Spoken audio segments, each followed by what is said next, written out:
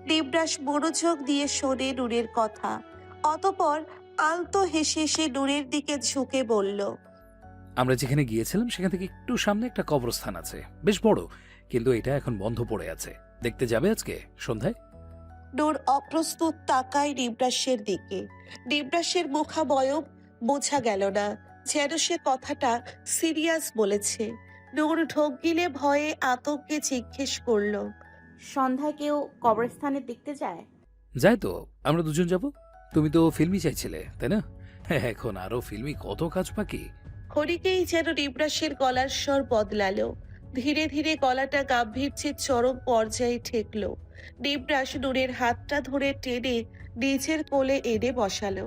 নিবরাসের এক হাত নূরের কোমরে। সে আলতো করে নূরের ঘাড়ে কাষ্ঠ চুমু আঁকলো। ফের টেবিল লাইটটা নূরের হাতের উপর ঘোরাতে ঘোরাতে বলল, খুব ভালোবেসে ফেলেছি ইদানিং, তাই না মাই লাভলি হানি? আদর দিয়ে দিয়ে তোমায় একেবারে স্মুথ ডেজার্ট বানিয়ে ফেলেছি, তাই না শোনা? নূর নিবরাসের আচরণে চমকায়। যদিও টেবিল নাইফে কোনো ক্ষতি হবে না, আর নিবরাসও তার কিছু করবে না, এটা তার জানা। তাও সে কম্পনরত স্বরে বলল, কি হয়েছে, আপনি রেগে? আমি কি কিছু ভুল করেছি? নিবরাস আরেকটু চেপে ধরে নূরকে। ব্যথা পেলেও সে কিছু বলে না। চোখ মুখ খিচিয়ে প্রথমে একটু অস্ফুট শব্দ বের করে। নিবরাসের সেদিকে হেলদোল নেই। সে তার কানের লতিতে অধর ছোঁয়ায়। অতপর আরো কাছে মুখ নিয়ে গম্ভীর স্বরে হিস হিসিয়ে বলল, শোনা, হুম। নূরের ভীতু স্বর। নিবরাস আগের মতো করেই তাকে জিজ্ঞেস করলো, যারা নাম্বারে কল দিয়েছিলে কেন? নূর কেঁপে ওঠে, ভয়ে তার গলা শুকিয়ে আসে। সে যে কথা বলবে গলা দিয়ে সাউন্ডই বের হচ্ছে না, যেন বোবা হয়ে গেছে। সেই দিন নিবরাসের নাম্বারে একটা নাম্বার থেকে কয়েকবার কল এসেছিল। নিবরাস বারে বারে দেখেও কলটা রিসিভ করেনি। ফোন নাম্বারটি উপেক্ষিত থাকলেও নূর ঘটনাটি বেশ গভীরভাবে পর্যবেক্ষণ করে। প্রশ্ন জেগেছিল কে হতে পারে, ফোনের অপর পাশে কে থাকতে পারে। সন্দেহজনকভাবেই সে নিবরাসের অগোচরে নাম্বারটাতে কল দিয়েছিল। তখন নিবরাস ওয়াশরুমে ছিল, আর সে ছিল ড্রয়িং রুমে। নাম্বারটাতে কল দেওয়ার পরপরই সেটা রিসিভ করেছিল একটা মেয়ে। নাম জিজ্ঞেস করাই আগেই মেয়েটি তার নাম বলেছিল যারা। কিন্তু এখানেই ঘটনা সীমাবদ্ধ থাকে না। তাকে তার পরিচয় বলা লাগেনি। যারা তার নাম জানে, জানে নিবরাস কার কোথায় থাকে, কে তার বন্ধু, কে তার শত্রু, কে কোথায় থাকে, সব কিছুতেই তার জানা। এমনকি সে ড্রয়িং রুমে কি করছে এটাও যারার জানা। কিন্তু কিভাবে? যারার বলা তথ্যের গভীরতা এতটাই বিস্ময়কর ছিল যে এখনো তার মনে এক ধরনের হিম হাওয়া এসে ধাক্কা দেয়। মেয়েটাকে জানার আগ্রহ তাকে নাড়ে। তাছাড়া এমন আরো অনেক কথা বলেছিল যারা, যা বিশ্বাস করার মতো নয়। সে যে কোনো সময় দেখো সে যে কোনো সময় দেখাও করতে চেয়েছিল তার সাথে। এর মাঝে নূর বলেছিল সে সময় করে জানাবে। কিন্তু সেদিন যারা তাকে হুঁশিয়ারি দিয়ে বলেছিল যদি দেখা করারই হয় তাহলে যাতে নিবরাসের বাড়ি থেকে 1.5 কিলোমিটার উত্তরের জঙ্গলটায় দেখা করে, এবং অবশ্যই যাতে নিবরাস তা জানতে না পারে। নূর রাজি হয়েছিল সে কথায়, কিন্তু এখন এখন নিবরাসকে কি বলবে, কি জবাব দিবে সে নিবরাসকে? নিবরাস নিবরাস আরেকটু জোরে চেপে ধরে নূরকে। মুখটা আরেকটু কাছে নিয়ে বলে, কি হলো, বলছো না কেন? নূর আমতা আমতা করে বলল, আসলে নিবরাস, জান বলো। নিবরাসের গলা মারাত্মক ভারী। নূর নিজেকে ধাতস্থ করলো, ঢোক গিলে নিজেকে শান্ত করলো। মনে মনে নিজেকে সান্ত্বনা দিল এই বলে যে নিবরাস তো কিছুই জানে না, হয়তো শুধু নাম্বারটা দেখেছিল। কথা শুনবে কি করে? তাদের মাঝে কি কথা হয়েছে তা তো নিবরাস জানে না। নূর দৃঢ় স্বরে বলল, ওই দিন আমার ওই দিন আপনার মোবাইলে একটা নাম্বার থেকে অনেকগুলো কল এসেছিল। অনেকবার বাজার পর আমি ধরেছিলাম। একটা মেয়ে ছিল, নাম বলেছিল যারা, তারপর কেটে দিয়েছে। নূর কথাটা বলে থামে। দৃঢ় স্বরে কথাটা বললেও তার গলা এখনো শুকিয়ে কাঠ হয়ে গেছে, মৃদু ঘামছে। নিবরাস নিজের হাতটা একটু লুজ করে, তবে মুখ সরায় না। মুখটা নূরের কাঁধের উপর রেখেই শান্ত কণ্ঠে বলে, তুমি কি এটা জিজ্ঞেস করেনি? করেছে, আমি বলেছি আমি আপনার বউ, তারপর কেটে দিয়েছে।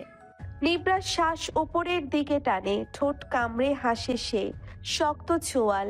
মনে মনে বলে, বড্ড চালাক হয়ে গেছো সোনা। আমার সাথে এই গেম, আমার অদৃশ্য আমিকে ছুঁতে চাইছো তুমি? লুকোচুরি খেলছো আমার সাথে? অবশ্য আমারই তো তুমি, এসব লুকোচুরি খেলা তোমাকে খুব ভালো মানাবে। ওকে, তাহলে শুরু হোক আমাদের লুকোচুরি গেম। নূর নড়ে চড়ে ওঠে। নিবরাসের ধ্যান ভাঙে। সে জুসের গ্লাসটা নূরের সামনে এগিয়ে দিয়ে ভারী কণ্ঠে বলে, এটা খাও, এনার্জি বাবা। যা শুরু করেছো, এনার্জির ভীষণ প্রয়োজন তোমার। নূর গ্লাসটা নিতে নিতে থমকায়, বিস্মিত কণ্ঠে আমতা আমতা করে শুধায়। কি শুরু করেছি আমি? নিবরাস নূরকে ঘাড় ধরে সাইড করে তার ঠোঁটের কোণে একটা চুমু খেলো। তারপর চোখ টিপ মেরে ঠাট্টার স্বরে বলল। রাতে বোঝাবো। নূর সামান্য লজ্জা পেল। নিবরাস যে তার কথা বিশ্বাস করেছে এটাই তার জন্য যথেষ্ট। তবে নিবরাসকে মিথ্যে বলাতে তার খারাপ লাগলো। সে এখনো যারাকে চিনে না, তার সব কথা শোনেনি। কি এমন কথা যা যারা আলাদা করে বলতে চায়? তার কথার উপর ভিত্তি করে তো সে নিবরাসকে কষ্ট দিতে পারবে না, কখনো না। নূর নিবরাসের কোল থেকে নামতে চাইলো, কিন্তু পারল না। নিবরাস তাকে নামতে দিচ্ছে না। সে নিজ হাতে নূরের মুখে খাবার পুরে দিচ্ছে, গালে চুমু দিচ্ছে। এক কথায় নিবরাস এখন তাকে চালাতে ব্যস্ত। নূর জানে পৃথিবী উল্টে গেলেও নিবরাস এখন তাকে ছাড়বে না। জোর করলেও নিবরাস আরো বেশি করবে। তাই অযথা চেষ্টা করা বৃথা। শায়লা খান প্রজেক্টে লস খাওয়ায় ওনার মাথার উপর ঋণের বোঝা জমা হয়েছে। তার উপর আবার ওনার ব্যাংক অ্যাকাউন্টে এত টাকাও নেই। যা ছিল তা এতদিন ফুর্তি করে উড়িয়েছেন। হাইফাই লাইফ লিড করতে গিয়ে তিনি ভুলেই বসেছিলেন ব্যবসায় ওনার শেয়ার মাত্র 20%। এখন সে পাশে কাউকে পাবে সেটারও উপায় নেই। সবগুলো এক একটা বিষধর সাপ। এতদিন ধরে দুধ কলা দিয়ে কাল সাপ পুষেছেন তিনি। যতদিন ওনার টাকা ছিল ততদিন যারাও তার লেজে লেজে ছিল। লাস্টের দিনও তিনি যারাকে 10 লক্ষ টাকা দিয়েছেন। কিন্তু এখন সে বেপাত্তা। কথাগুলো মনে মনে ভাবতেই শায়লা খানের রাগ মাথায় চড়ে বসে। সামনে আছে মিস্টার বোস, চুপচাপ দাঁড়িয়ে আছেন তিনি। শায়লা খান ডেকেছেন ওনাই। শায়লা খানের টনক নড়ে। সামনে দাঁড়ানো মিস্টার বোসকে দেখে নেয় এক পলক। তারপর ফাইলটা বন্ধ করে বলে, আমার কত টাকা লস করেছি প্রজেক্টে লিস্ট আছে? মিস্টার বোস এই কথাটারই অপেক্ষায় ছিল। তিনি ফাইল রেডি করে রেখেছে আজ 2 দিন। শায়লা খান যাতে দেখতে চাওয়া মাত্রই তিনি দিতে পারেন। মিস্টার বোস ফাইলটা খুলে এগিয়ে দিলেন শায়লা খানের দিকে। অতঃপর এক এক করে সব বুঝিয়ে দিতে লাগলো। শায়লা খান ফাইলটা খুঁটিয়ে খুঁটিয়ে দেখছেন। প্রত্যেকটা হিসাব পাই টু পাই আছে, কোনো নড়চড় নেই। শেষ মুহূর্তে নিবরাস একদম পাকা চাল চেলেছে। তবে এটা যে হুট করে নয় তা তিনি বেশ বুঝতে পারছেন। নিশ্চয়ই আগে থেকে ছক কষা ছিল। তিনি ভালো করে লক্ষ্য করে নেন টাকার অ্যামাউন্ট, কোটি কোটি টাকা। তিনি ফাইলটা বন্ধ করে মিস্টার বোসকে বলেন। আমার শেয়ারের মূল্য কত হবে? প্রথমে মিস্টার বোস বুঝতে পারলেন না, তাই তিনি আবার শুধালেন। ম্যাডাম, জি ম্যাম। কোম্পানিতে আমার শেয়ারের মূল্য কত হবে? মিস্টার বোস একটু থমকালেন, আমতা আমতা করে বললেন। চারিদিকে বিবেচনা করলে আপনার 20% শেয়ার এর দাম বেশি হবে না? এমনি কোম্পানি লসের সম্মুখীন হয়েছে। সামনে ভালো প্রজেক্ট করতে না পারলে কোম্পানির মার্কেট ভ্যালু আরও কমে যাবে। তখন শেয়ারের দাম আরও কমে যাবে। আমি আমার শেয়ারের মূল্য জানতে চেয়েছি, কোম্পানির কি হবে সেটা জানতে চাইনি। শায়লা খান রাগান্বিত স্বরে বললেন। মিস্টার বোস নরম গলায় সরি বললেন। ফের বললেন। ম্যাম, হুট করে তো বলা যায় না, তবে আপনার শেয়ারের মূল্য 70 কোটি প্লাস হবে। বিক্রি করব আমি আমার শেয়ার। হুট করে শায়লা খানের বলা কথায় মিস্টার বোস স্তম্ভিত হলেন। আচমকা প্রশ্ন করলেন। শেয়ার বিক্রি করবেন ম্যাম? কেন? গর্জে উঠলেন শায়লা খান। শেয়ার বিক্রি না করলে কোম্পানির লসের টাকা কি আপনি দিবেন? শেয়ার বিক্রি করেও তো টাকার অ্যামাউন্ট মিলবে না। এত কথা বলবেন না, অধিকার নেই আপনার। সীমার মধ্যে থাকুন। ভুলে যাবেন না আপনি একজন বেতনভুক্ত কর্মচারী। আর আমার শেয়ার বিক্রি করার ব্যবস্থা করুন। মিস্টার বোস মাথা নত করলেন, মৃদুস্বরে ক্ষমা চেয়ে পা বাড়ালেন বাইরের দিকে। শাইলা খান চেয়ারে মাথা ঠেকিয়ে চোখ বুঝলেন। সব শেষ। বেশি খেতে গিয়ে এখন সব হারানোর অবস্থা তার। এখানে সে সমাপ্ত। নিবরাসের সাথে এখানেই তার সংঘর্ষের শেষ। এখন নূর পড়তে বসে নিবরাস পড়া দেখিয়ে দেয় তাকে। ঠিক করেছে পরীক্ষাটা দিবে। ফলাফল বেশি ভালো হবে না এটা তার জানা। ভালো না হওয়ারই কথা। অবশ্য নিবরাস বলে দিয়েছে ফলাফল যেমনই হোক, খারাপ কিংবা ভালো, দুইটাতেই সে খুশি। খারাপ হলেও সানফ্লাওয়ার তার থাকবে, ভালো হলেও তারই থাকবে। নূর তবুও আবার সেই চিরচেনা শহরটায় ফিরে যেতে চায়। যাওয়া তো একটা বার, যাওয়া তো দরকার। কত শত প্রশ্নের উত্তর সেখানে লুকিয়ে আছে। এখন নিবরাস নূরকে নিয়ে হাঁটতে বের হয়েছে। বিকেল পড়ে এসেছে। সূর্য অস্ত যাবে কিছুক্ষণ পর। চারদিকে ঘন ঘন গাছপালার জন্যে আকাশের উজ্জ্বলতা তেমন একটা বোঝা যাচ্ছে না। তবে এটা নিশ্চিত যে একটু পর পর অন্ধকার নেমে যাবে। চারপাশে ঠান্ডা স্নিগ্ধ বাতাস বইছে। এই রাতে বোধহয় ঝুম বৃষ্টি নামবে। নিবরাস নূরের হাত ধরে হাঁটছে। পাশে আছে জ্যাক। সামনে কোনো পোকামাকড় দেখলে সে লেজ নাড়তে তাকে ধরার চেষ্টা করে, লাফায়, শব্দ করে। সে নিজের মতো সামনে এগোচ্ছে। চারিদিকে বিভিন্ন পাখি আর পোকা আওয়াজ করছে। নূর নিবরাসের হাতের সাথে একদম লেপ্টে আছে।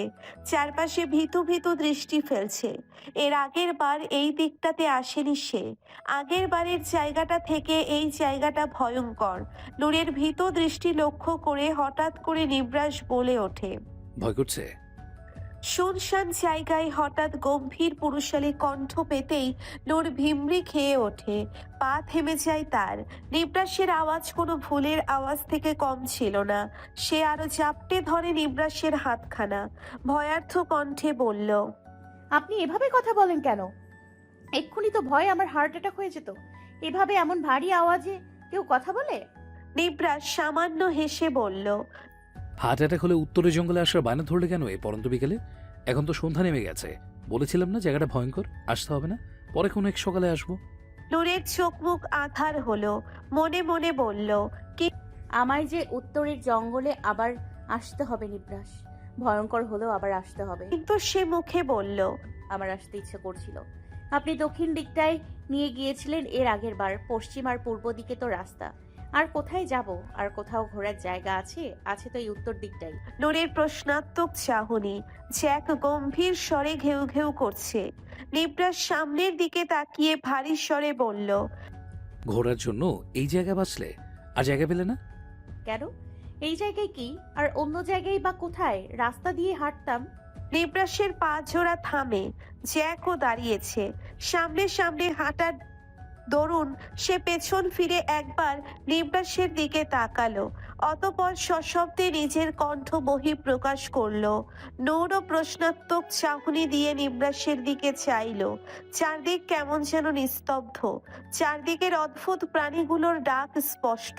ঝিঝি শোষো। নূর ভ্রু উঁচু করে ভয়ে ভয়ে নিবরাসকে শুধালো। কি? এইভাবে থামলেন? নিবরাস উত্তর দেয়নি। নিজের হাতটা উঁচু করে তর্জনী আঙ্গুল দিয়ে সামনে দেখায়। নূর আঙ্গুলের দিক অনুসরণ করে বিস্মিত চোখে সামনে তাকায়। তখন নিবরাস এক অদ্ভুত অভিনব কণ্ঠে বলল, আমরা কবরস্থানের সামনে এসে গেছি। নিবরাসের কথায় নূরের শরীরটা হিম শীতল হয়ে বরফে পরিণত হলো। যেন তার শরীর কেউ অ্যানেস্থেশিয়া দিয়ে অবশ করে দিয়েছে। মনে মনে বলল, এটাই তো সে জায়গা যেখানে যারা নামের মেয়েটা তার সাথে দেখা করবে বলেছিল। 2 দিন পার হয়ে গিয়েছে। সন্ধ্যা এখন 8টার ঘরে। নূর কিচেনে কি রান্না করছে নিবরাস নেই এখানে। নূর থাকতে দেয়নি। সে নতুন কিছু রান্না শিখেছে ইউটিউব থেকে। আজ সেগুলোই তৈরি করে নিবরাসকে তাক লাগাবে। তাই সে নিবরাসকে নিচের ঘরে পাঠিয়ে দিয়েছে। ব্যাপারটা দেখতে সত্যি হলেও কাহিনী আসলে অন্য। রান্না সে সত্যি শিখেছে, নিবরাসের জন্যেই শিখেছে। কিন্তু এখন এটা অন্য কাজে লাগবে। আজ রাতে 10টা নাগাদ যারা থাকবে জঙ্গলের উত্তর দিকটায়, তাকে যে কোনো মূল্যে দেখা করতে যেতে হবে। আজ সে দেখবে মেয়েটা কি এমন বলে নিবরাসের সম্বন্ধে যা তার অজানা। কী বা এমন প্রমাণ দেখাবে যারা? সব ক্লিয়ার হবে আজকে। নূর নূর চারদিকে চোখ বুলায়।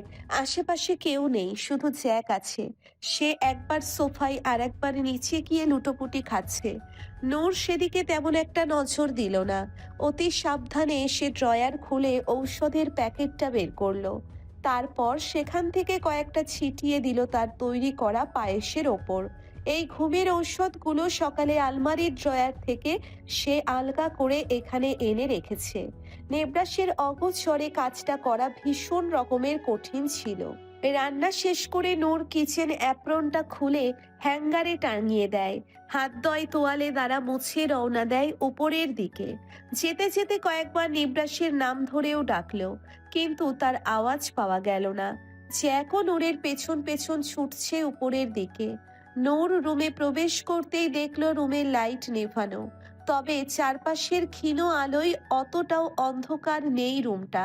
সে লাইট অন করতেই দেখলো নিবরাস রুমে নেই। ভাবলো ওয়াশরুমে হবে হয়তো, কিন্তু কি ভেবে যেন বারান্দার দিকে নজর ঘোরালো সে। বারান্দার ঠাই দ্বার খোলা। ভ্রু কুঞ্চিত করে সেদিকে পা বাড়ালো সে। দ্বার চূড়ায় পৌঁছতেই নূরের কপালের কুঞ্চিত ভাঁজ প্রশমিত হলো। নিবরাস বারান্দায় কাঠের চেয়ারটাই হেলান দিয়ে বসে আছে। উন্মুক্ত শরীর, শুধু কালো রঙের একটা ট্রাউজার পরনে। নূরের দৃষ্টি নিবরাসের শুভ্র সুগঠিত শরীরের প্রতি নিমগ্ন। সে তার তপ্ত চোখে এক পলক দেখে নেয় নিবরাসকে। তার চকচকে বলিষ্ঠ শরীর যে কাউকে আকর্ষণ করতে সক্ষম। নূর মৃদু পায়ে এগিয়ে নিবরাসের পাশে ঘেঁষে বসে। নিবরাসের কোনো হেলদোল দেখা গেল না। সে যেমন ছিল তেমনই বসে আছে। তবে সে যে নূরের উপস্থিতি টের পায়নি এমন না। সে তার সানফ্লাওয়ারের উপস্থিতি টের পেয়েছে আরো আগে। সানফ্লাওয়ারের শরীরের সুঘ্রাণ যে তার রক্তের সাথে মিশে গেছে, টের পাবে না কেমন করে?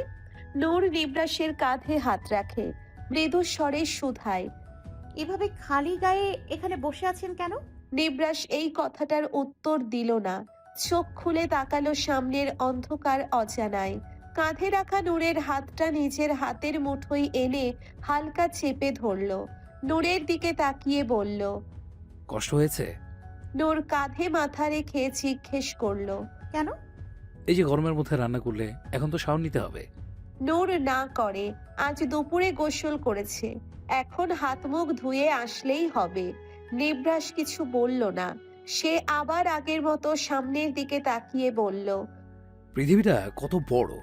এত বড় পৃথিবীতে এমন কোনো জায়গা আছে যেখানে আমি তুমি গেলে আর কেউ খুঁজে পাবে না? যেখানে তুমি, আমি আর জ্যাক এক্কেবারে আমাদের নিজের মতো করে থাকতে পারবো, কেউ ডিস্টার্ব করবে না আমাদের। নূর আশ্চর্য হয়। নিবরাসের কথাগুলো একদম হিম ধরানো ঠান্ডা ছিল।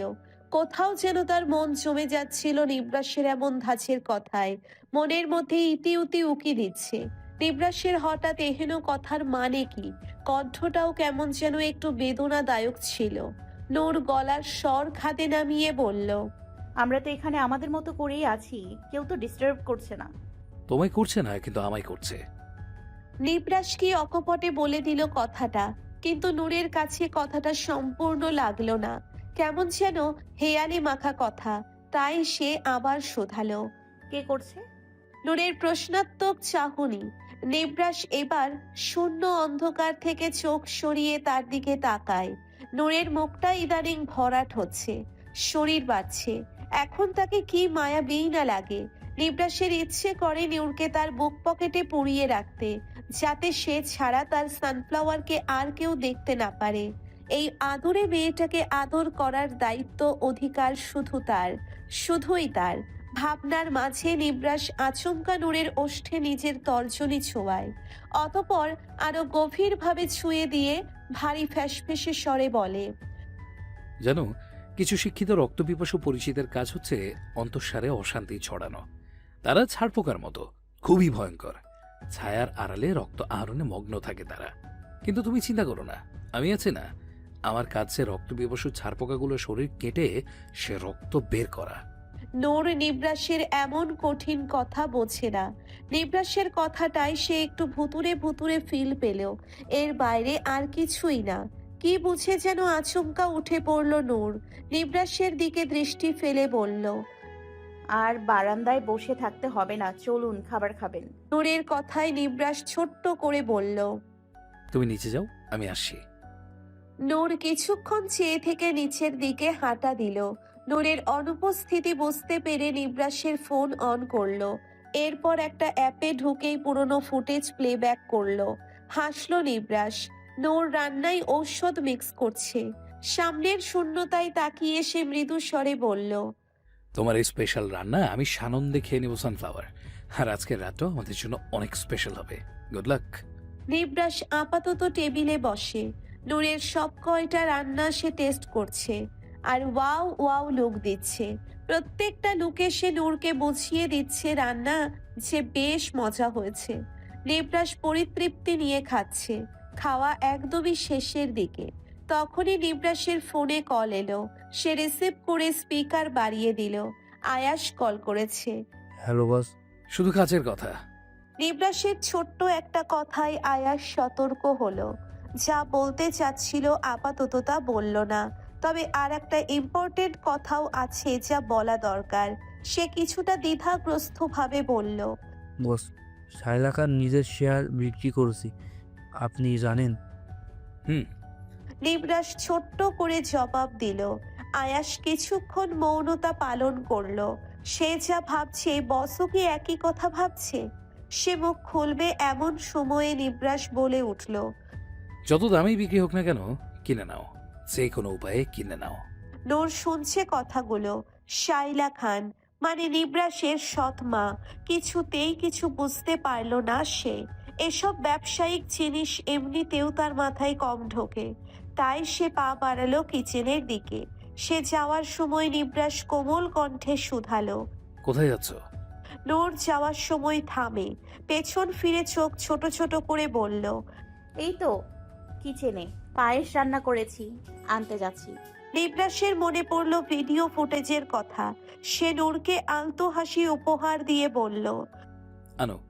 নূর চলে যেতেই নিবরাসের হাসি বিলুপ্ত হলো। মুখ গম্ভীর করে আয়াশকে বলল। নজর রেখেছো? আয়াশ এতক্ষণ চুপচাপ ফোনের ওপাশ থেকে বস আর ম্যাডামের কথা শুনছিল। নিবরাসের গলা পেতেই সে বলল। বস, ছেলেটা আপনার পাশে আছে, উত্তর দিকের জঙ্গলের দিকেই গেছে। আপনার কথা মতো সেখানে অনেক জায়গায় হিডেন ক্যামেরা লাগানো হয়েছে, কিন্তু নিবরাস বিরক্তিতে জিজ্ঞেস করলো। কিন্তু কি? অন্ধকারে তেমন কিছুই বোঝা যাচ্ছে না। নিবরাস বলল। বোঝা যাওয়া লাগবে না, যেটা বোঝা যাচ্ছে ওইটাই দেখো। আল্লাহ ওয়ান, শেয়ার কেনার ব্যবস্থা করো। তবে দেখো আমার নাম যেন না আসে। আয়াশ ওকে বললে নিবরাস ধুম করে ফোনটা কেটে দেয়। এতক্ষণে নূর পায়েস দুপাটি করে নিয়ে আসে। খুব সাবধানে একটা বাটি নিবরাসের সামনে দিয়ে আর একটা নিজের সামনে রাখে। ইশারা দিয়ে বলে। খেয়ে দেখুন তো কেমন হয়েছে। নিবরাস ঘুরিয়ে ঘুরিয়ে পুরো বাটিটা দেখে। চামচ হাতে নেয় কিন্তু খায় না সে। নূর ভীত হয়। নিবরাস যদি তার বাটি থেকে খেতে বলে, তাই আগেই সে আর একটা বাটিতে করে তার জন্যে এনেছে। এটা ঔষধ মিক্স করার আগেই সে তুলে রেখেছিল। এখন নিবরাসের তীক্ষ্ণ চাহনি তার মনের ভেতরটাকে উল্টে পাল্টে দিচ্ছে। অজানা কিছু ভয় মনে হানা দিলেও সে নিজেকে সামান্য দৃঢ় রাখার প্রয়াস চালায়। তারপর মৃদু স্বরে বলে। কি হয়েছে, খাচ্ছেন না কেন? দেখতে ভালো লাগছে না বুঝি? নিবরাস তীক্ষ্ণ দৃষ্টিতে তাকায় নূরের দিকে। গলার স্বর কিছুটা পাল্টালো বইকি। সে গমগমের স্বরে নূরের দিকে প্রশ্ন ছড়ে। কি দিয়েছো এই ব্যাসে? প্রশ্নের সাথে সাথে নূরের আত্মা তার হৃদয় ছেড়ে বেরিয়ে গেছে। শির দ্বারা বেয়ে চিকন ঘামের রেখা বেয়ে পড়ে তার। মুহূর্তেই এক উষ্ণ ধোঁয়া তাকে আলিঙ্গন করলো। শরীর কাঁপিয়ে উঠল। কি এক অদ্ভুত উত্তেজনা। সে আমতা আমতা করলো, কিছু বলতে পারল না। ঠিক এমন সময় নিবরাস এক ঝলক হাসলো। বলল। রিল্যাক্স, তুমি তো হাইপার হচ্ছ কেন? পায়েসে দুধ, চিনি, চাল, বাদাম এইগুলোই তো দেবে নাকি? বিষ তো আর দেবে না, তাই না? সো রিল্যাক্স, এই দেখো আমি খাচ্ছি। নিবরাস এক চামচ মুখে দেয়। তারপর দিতেই থাকে। নূর সেদিকে তাকিয়ে শান্তশ্বাস ফেলে। সে ভেবেছিল আজ বোধহয় ধরাই পড়ে গেছে, তবে আপাতত নিবরাস যেভাবে খাচ্ছে তা দেখে ভয়ের কোনো কারণ নেই। নূর সামান্য হেসে নিজের খাবারে মনোনিবেশ করলো। মিনিট যেতেই নিবরাসের খাবার শেষ হলো। সে ওয়াশরুমের বাহানা দিয়ে উপরে চলে গেল, তবে যাওয়ার আগে নূরকে সাবধান করে গেল যাতে কোনো প্লেট বাটি না ধোয় সে। এমনি আজ অনেক কাজ করে ফেলেছে, এভাবে গরমে ঘামে থাকলে পরে ঠান্ডা লেগে যাবে। সে এসে ধোবে সবকিছু। নিবরাসের কথা মতো নূর কিছু ধোয়নি, সবকিছু কিচেনে ফেলে এসেছে সে। শুধু ফ্রিজে যে জিনিসগুলো রাখতে পারবে সে জিনিসগুলো রেখে কিচেন মোটামুটি পরিষ্কার করেছে। কিছুক্ষণের মধ্যে নিবরাস এলো। বেসিংয়ের জিনিসপত্রগুলো ধুতে ধুতে নূরকে বকাবকি করলো। কেন সে গরমের মধ্যে কিচেন পরিষ্কার করলো? সে তো যাওয়ার আগে বলে গিয়েছিল এসে সব পরিষ্কার করবে, তাহলে কেন করলো? এখন যদি অসুস্থ হয় তাহলে কষ্ট কে ভোগ করবে? নূর কিচেন কাউন্টারে বসে পা দোলাচ্ছে আর নিবরাসের কথা শুনছে। সত্যিই বলতে আজকে নিবরাসের সাথে সে যে কাজটা করেছে সেটা করতে তার একটুও ভালো লাগেনি। নিবরাস তার জন্য এত ভাবে, এত কেয়ার করে, এত দেখাশোনা করে, সব থেকে বেশি প্রায়োরিটি দেয়, আর সে কিনা ভাবতেও নূরের শরীর কেমন করে ওঠে। মরিয়া হয়ে তাকায় নিবরাসের মুখপানে, কত আদরে আর কত মায়াবী।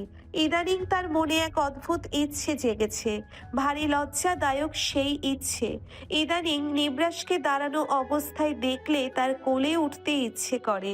ইচ্ছে করে ছোট বাচ্চাদের মতো কোলে উঠে বসে থাকতে। আচ্ছা, তার এই ইচ্ছের কথা যদি নিবরাস জানে তাহলে কি করবে সে? তাকে কি কোলে নিবে? নিজের ভাবনায় নিজেই লাল বর্ণের হয়ে যায় নূর। নিবরাসের দৃষ্টিগোচর হয় না তার গালের সে রক্তিম আভা। টুপ করে চুমু খায় তার গালে। এত কম সময়ে এই কাজটা হয়েছে যে নূর ঠাওর করার আগেই নিবরাস সরে গিয়েছে। সে ভ্রু কুঁচকে নিবরাসকে কিছু কথা শুধাবে তার আগে নিবরাস হাই তুলে বলল, ঘুম পাচ্ছে শোনা, চলো ঘুম পাড়াবে তুমি আমায়।